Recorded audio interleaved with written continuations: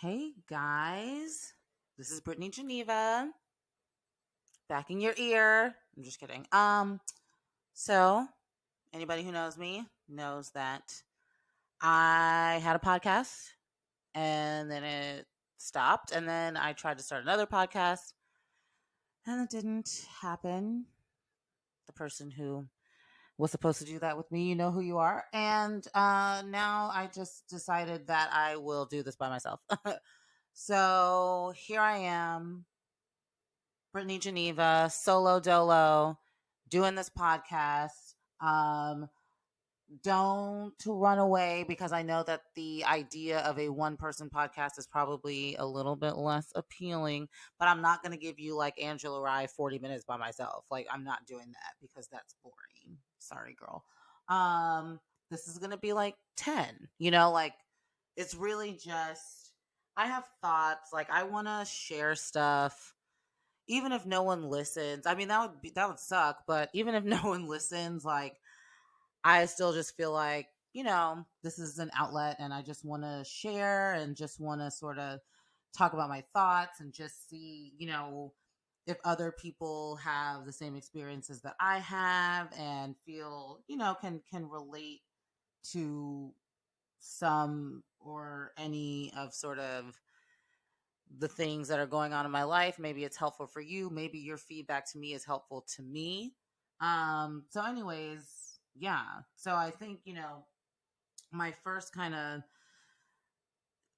thing that I really wanted to talk about, because it's something that I've been dealing with for such a long time, and I'm finally like, I finally made a move and I'm finally here and not really knowing what's next, is I fucking quit my job with nothing lined up.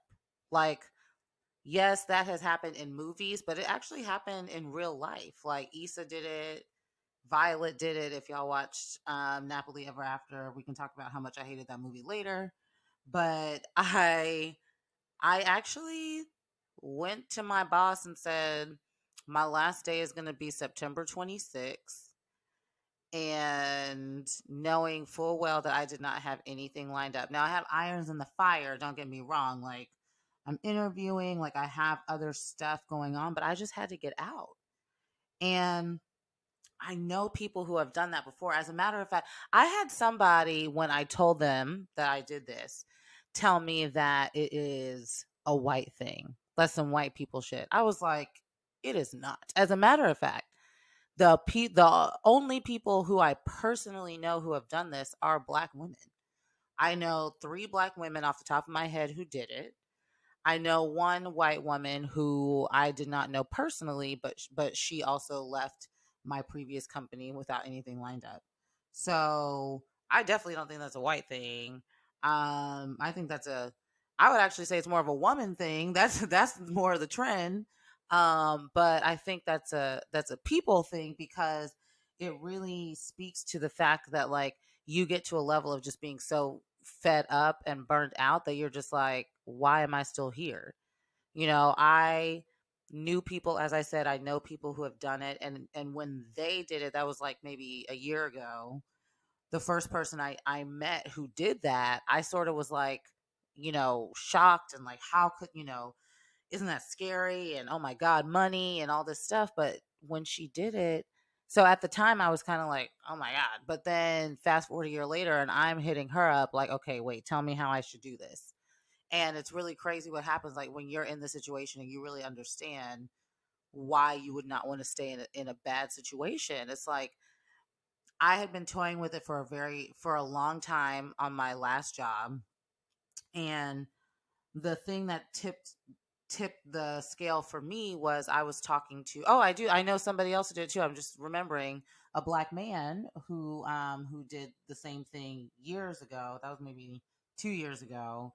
And I was talking to him and telling him that I was thinking about it. And he said, in the context, within that conversation, I worked this hard to get here. That was the thoughts that he had at his job that he left.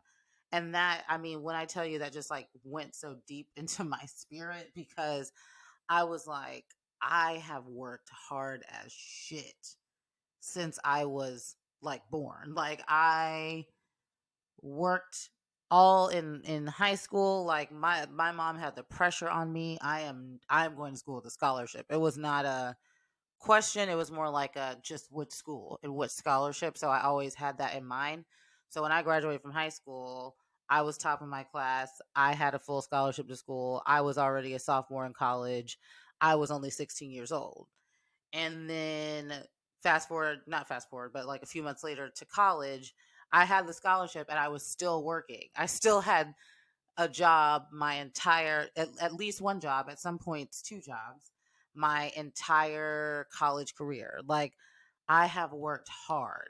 My first job, I started 2 days after I graduated, and I started the process of trying to get that job 6 months before I graduated. And that I've been a hardworking woman. And I have been like grinding for more than a decade. And I looked up. Oh, I hope y'all can y'all hear those sirens? Ugh, that's what happens when you live in the city, child. Anyways, grinding more than a decade. And I look around and I'm sitting in a brown, beige 1980s cubicle, barely doing any work that anyone noticed or cared about, not doing anything that had been promised to me when I got to the place. And I'm just like, bruh, did I work this hard to get here? Like this shit right here, nigga? No. No. No. So it was definitely not a matter of if, but when I was going to leave that job. And it was then figuring out, am I going to wait to get something else or am I just going to go? And I just got to a point, like I said, when I had that conversation where I was like, no, I'm just going to go. I'm just going to go. And I talked to my mom, and she was sort of supportive, but she was sort of like, I just don't want you to struggle financially. Like, you have bills to pay. And I said back to her, I'm not sure I want to live a life completely in service of bill paying. And that may be a very millennial, like idealistic 20 something thing to say, but I was just like, if I can only say that the reason I am doing a thing is to pay a bill, I don't know that I want to continue doing that thing. Like, is there no other redeeming quality? Is there no other reason? So, yeah. And there wasn't. I mean, there was nothing. I like the people I work with, but even then, it was sort of like, I remember my first month. So I before I was at that company, I was doing PR in house for a very big company, and before I was there, I was doing PR at an agency. And generally speaking, agencies are younger. Usually, they're located like in like more sort of inner city, not inner city, but like in the downtown area of whatever location. And generally agencies are sort of like the kids, and then the in-house is like, okay, now I'm an adult and I have a family and a spouse and I want to live in the suburbs and have a two-story home. So, knowing that, I still thought going in-house would be better, but within my first month I was like, no. Like, I looked around and I was like, I literally only see like one other person who sort of approximates my life, but barely anyone here lives in DC, because the spot was about 12 or 13 miles north of DC, and or north of where I live in Maryland. And people out there live like in the super duper suburbs. Like, whew, like you ain't been to DC in 20 years. And everybody is married, everybody is families, everybody is like, oh, I can't remember the last time, I went downtown. I'm like, okay. I feel like I might have made this little jump a little bit too quickly because I'm just not there in my life. I'm not there at all. So, and everybody who worked there was a blonde white woman. I had been in meetings No, I'm not kidding or exaggerating. I was in meetings where there were 15 people in the meetings, and except for me, it was all blonde, like not even any other hair color, blonde white women. And I was like, how how is this possible that, but you know what, the person who runs the department um is a blonde white woman. And if that's not unconscious bias, I don't know what is.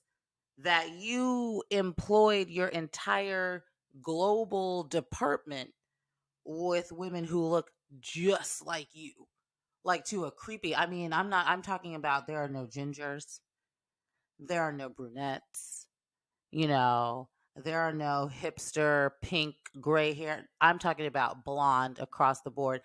And y'all, this is so weird. I'm thinking about it now. I'm just thinking about it now. And they all names start with J. It was crazy. I'm talking about every Jennifer, Jessica, Joanna, Jenna, just J's. I was like, that is specific as fuck. That you somehow brought together from the DMV area all of the blonde haired white women whose name starts with J, and they all work here. Like, but that just goes to show you how, obviously the spot really lacked, at least my department, not all of the company, but my department lacked a lot of diversity. My boss, my direct boss, fit into the description of women that I just spoke about. So, you know, it just wasn't a very, I don't want to say it wasn't a friendly environment, but it just wasn't an environment where I felt the most comfortable. Um, but that was the least of the issues. I mean, really, I left because the work was not what I was told it would be. Not even what I expected it to be, but what I was told. I got there and I was told A, and I was doing Z. So not even B, where it's like close to A. No, it was Z. Like, bitch, A is not even like, where did she go? So I I had to get out.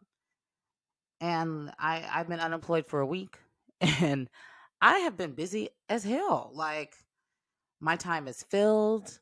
I am out and about. I made a little money dog sitting. Like, I feel like, okay, I don't know how long this could last, but this week been all right. So I can find things to do with my time. And, although I was getting paid, it felt like a waste of my time to go there every day. So, I think making that decision definitely felt like the right thing. Like, I don't regret it. I don't think, even when the words came out of my mouth to my boss, I didn't freak out. When my last day came, I wasn't like, oh my gosh, this is actually happening. I was like, yeah, bye, y'all. So for me, it's more about what's next and trying to figure out, because I got a lot of possibilities. I'm thankful that in this area, the job market is strong. A lot of people are hiring. But I got to figure out, I mean, if I wanted to go get another PR job tomorrow, that would be like the easiest thing in the world. I could do that with my eyes closed and be working again by November. Um, but I also have to figure out, do I want a job in the same exact lane? And I don't think I do. I think I want to do something that is definitely outside of traditional PR, although it'll be communications related. And I also have a very burning desire to have my own business and work for myself and only be accountable to a client and not 5,000 bosses who just muck things up. Um, but I am scared as shit about that. Like, I have talked to people about wanting to do that for a long time, and clearly I haven't pulled the trigger because I'm scared, because it is scary. Okay. I am like, when do I get paid? Oh, whenever they feel like paying me. Okay.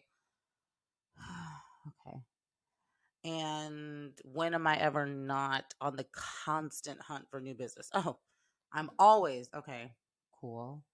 Um, do I have enough money saved up? Everyone says you should have 6 months, 9 months, 12 months saved up. I'm like, ooh, I can give you a solid 3, like 12 months saved up. Like, can I ever leave the house? Can I go to happy hour brunch?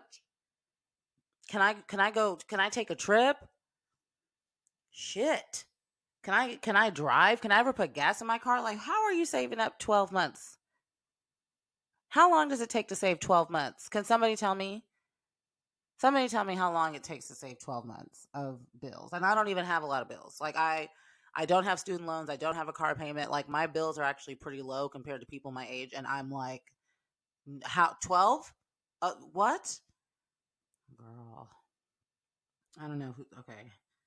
So I feel like maybe I would aim for 6, but the conventional wisdom has been 12, so I just don't know about that. But I'm scared. I'm scared about going out on my own. I'm scared about what that like means for my life.